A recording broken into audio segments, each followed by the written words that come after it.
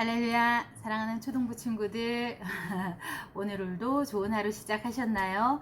오늘은 12월 14일 월요일입니다. 새로운 한 주간을 또 우리 친구들과 같이 큐티 한번 해보도록 하겠습니다.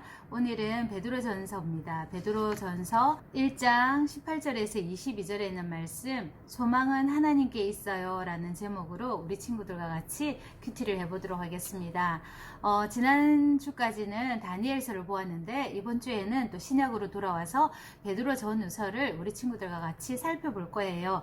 베드로전후서는 베드로가 기록을 했습니다. 예수님의 수제자인 베드로가 베드로전후서를 기록했는데 소아시아에 흩어져 있는 그리스도인들에게 위로와 소망을 주기 위해서 쓴 편지입니다. 베드로는 자신의 죽음이 다가올 것을 알았기 때문에 더욱 간절히 사랑하는 마음으로 정성껏 이 편지들을 적었다고 얘기하고 있습니다. 이 편지는 고난을 이길 수 있는 힘은 바로 예수 그리스도라는 것을 가르쳐 주기도 하고요.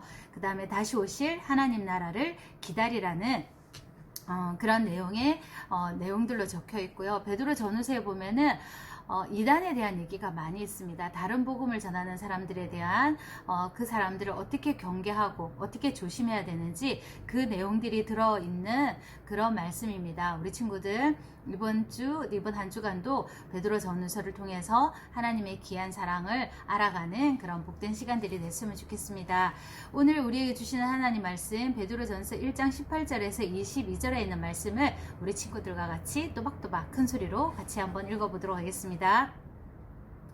여러분이 알다시피 조상들로부터 물려받은 헛된 생활 방식에서 여러분이 해방된 것은 은이나 금같이 썩어질 것으로 된 것이 아니요 오직 흠도 없고 점도 없는 어린 양 같은 예수 그리스도의 보배로운 피로 된 것입니다.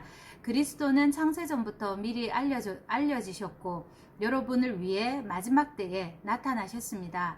여러분은 그리스도로 인해 하나님을 믿는 사람들입니다. 하나님은 그리스도를 죽은 사람들 가운데서 살리시고 그분에게 영광을 주셨습니다. 그러므로 여러분의 믿음과 소망은 하나님께 있습니다. 여러분은 진리에 순종함으로 여러분의 영혼을 깨끗하게 해 거짓 없이 형제를 사랑하기에 이르렀으니 청결한 마음으로 서로 깊이 사랑하십시오. 아멘. 한 번 더 읽어보도록 하겠습니다. 여러분이 알다시피 조상들로부터 물려받은 헛된 생활 방식에서 여러분이 해방된 것은 은이나 금같이 썩어질 것으로 된 것이 아니요 오직 흠도 없고 점도 없는 어린 양 같은 그리스도의 보배로운 피로 된 것입니다.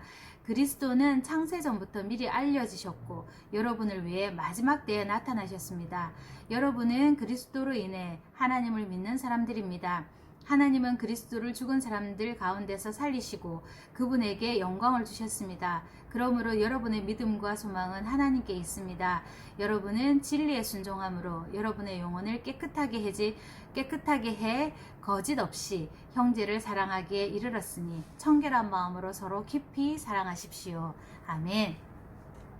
여러분들이 알다시피 조상들로부터 물려받은 헛된 생활 방식에서 여러분이 해방된 것은 은이나 금같이 썩어질 것으로 된 것이 아니라고 얘기했죠. 아닙니다.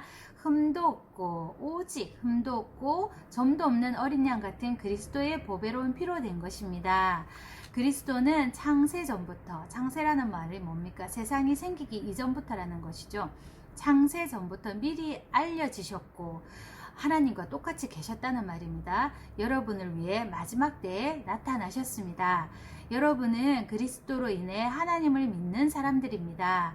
하나님은 그리스도를 죽은 사람들 가운데서 살리시고 그분에게 영광을 주셨습니다. 그러므로 여러분의 믿음과 소망은 하나님께 있습니다. 여러분은 진리에 순종함으로 여러분의 영혼을 깨끗하게 해 거짓 없이 형제를 사랑하기에 이르렀으니 청결한 마음으로 서로 깊이 사랑하십시오. 아멘. 사랑하는 친구들아, 우리의 소망은 하나님께 있다고 이렇게 말하고 있습니다. 우리가 구원받은 것은 은이나 금이나 썩어질 것으로 된 것이 아니라고 얘기했습니다. 많은 사람들은 이 세상에서 구원을 얻기 위해서 돌로 만든 것이나 금으로 만든 것이나 또는 나무로 만든 것이나 아니면 하늘의 해나 또 바다 속에 무엇인가 들어있을 것이다, 용왕이 있을 것이다 이렇게 생각하고 막 엉뚱한 것을 찾아서 그것으로 구원을 받으려고 노력하고 있다는 것이죠. 그러나 성경에 분명히 말하고 있습니다. 오늘 19절에 오직 흠도 없고 아무 흠이 없다는 말은 무슨 얘기를 하는 거예요? 너무 깨끗하다는 것을 말하고 있는 것이죠. 점도 없는 어린 양 같은 그리스도의 보배로운 피로 된 것이라고 말하고 있습니다. 우리의 구원은 예수님의 피밖에 없다는 것이죠. 예수님이 우리를 위해서 십자가에 죽으시지 않으셨다면 우리는 구원받을 수 없다는 사실을 여기에서 분명히 말하고 있습니다. 그래서 세상에 헛된 것으로 구원을 받을 수 없다는 사실을 우리 친구들이 분명하게 다시 한 번 더 기억했으면 좋겠습니다. 그래서 우리가 그 예수님께 우리의 소망을 두고 살아가야 된다는 것입니다. 그리고 21절에 말씀을 하고 있죠. 우리의 소망을 어디에 두고 살아야 된다고요? 방금 또 전사님이 얘기했잖아요. 우리의 소망은 하나님께 있습니다. 그 하나님, 그 예수님께 우리의 소망을 두고 우리가 살아가야 됩니다. 그래서 우리는 진리에 순종해야 된다 그랬어요. 하나님의 말씀에 순종해야 된다 그랬어요. 그리고 우리의 영혼을 깨끗하게 해서 거짓이 없게 하라고 얘기했습니다. 그리고 형제를 사랑하라고 얘기했는데 어떻게 사랑해라 하냐면 청결한 마음으로 서로 깊이 사랑하십시오. 그렇게 얘기했어요. 이익이나 계산을 따지는 것이 아니라 순수하게 하나님이 우리를 사랑하셨던 것처럼 우리도 순수한 마음으로 이웃을 그리고 형제를 그런 마음으로 사랑해야 된다는 사실을 우리 친구들이 기억했으면 좋겠습니다.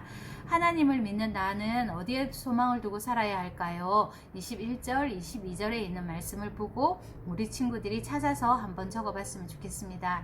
사랑하는 친구들아, 세상을 살아가다 보면은 많은 힘든 일이 있을 거예요.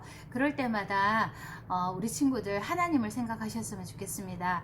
눈에 보이지 않는 하나님이기 때문에 혹시라도 우리 친구들이 실망하고 하나님은 내 옆에 없는 것 같아. 그래서 나는 누구에게 의지하지? 이렇게 해서 다른 것을 찾아 헤매는 그런 사람이 되지 마시고요. 내 마음속에 계신 예수님의 음성을 들으려고 애를 쓰시기 바랍니다. 힘들 때 모든 것을 멈추고 조용한 시간에 하나님 앞에 머리를 숙이고 하나님 들려주세요. 하나님 듣고 싶습니다. 제가 왜 이런 힘든 순간을 겪고 있을까요? 하나님 앞에 물어보시면 좋겠습니다. 그래서 그 조용한 시간에 하나님께서 우리 친구들에게 들려주시는 그 하나님의 음성을 듣고 그 하나님이 주시는 그 희망의 메시지를 듣고 다시 새 힘을 얻어서 용기 있게 살아가는 우리 멋진 초등부 친구들이 됐으면 좋겠습니다. 사랑하는 친구들아, 힘들고 어려운 일이 있을 때 꼭 누구를 의지하라고요? 힘센 사람 아닙니다. 많은 돈 아니에요. 명예 아닙니다. 권력 아닙니다. 오로지 하나님만 의지하고 하나님만 바라보고 그 하나님께 소망을 두고 살아가는 멋진 초등부 친구들, 우리 선생님들 되셨으면 좋겠습니다. 기도하겠습니다. 사랑하는 하나님, 우리의 소망은 하나님께 있다는 사실을 오늘도 다시 한번 깨닫게 해주셔서 감사합니다.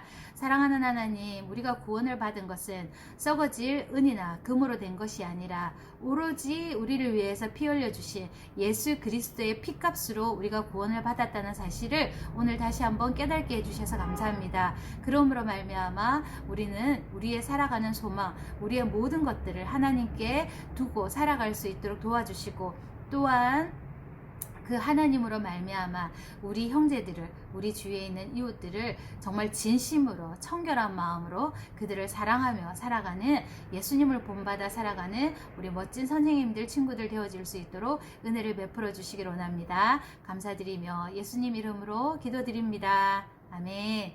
사랑하는 친구들아, 오늘도 멋진 하루 되시고요. 내일 또 만나요. 샬롬.